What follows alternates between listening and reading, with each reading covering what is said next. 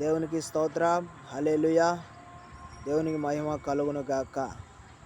ఆదికాండం 1వ అధ్యాయం 1 నుండి 9 వచనాలు పూర్తయిన సందర్భంగా దేవుని కీర్తనతో దేవుని స్తుతించాలని ఎంతగానో ఆనందపడుతూ ఉత్సహిస్తూ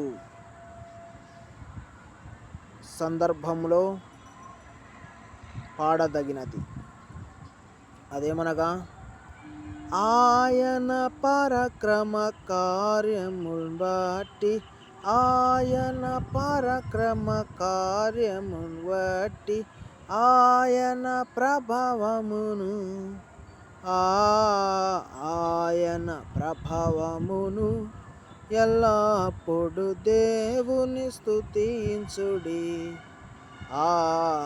దేవుని స్తుతించుడి, ఎల్లప్పుడు దేవుని స్తుతించుడి.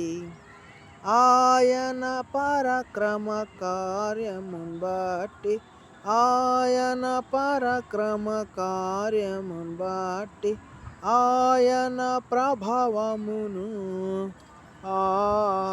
ఆయన ప్రభావమును ఎల్లప్పుడు దేవుని స్తుతించుడి.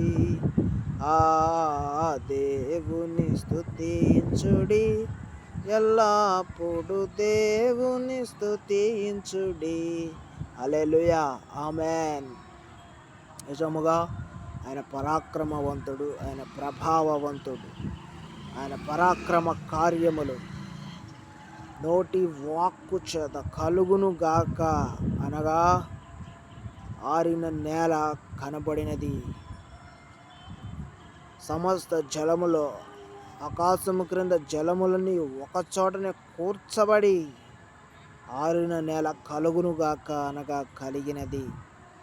వెలుగును చేసినవాడు ఆయనే, ఆకాశమును చేసినవాడు ఆయనే, జలములలో ఒకచోట కూర్చినవాడు ఆయనే, ఆరిన నేల కనబడినది గాక అన్నట్లుగా చేసినది ఆయనే. ఇంతటి గొప్ప దేవుని కీర్తించకపోవటం అసంభవం. కనుక కీర్తనీయుడిని కీర్తించాలి. ఆమేన్.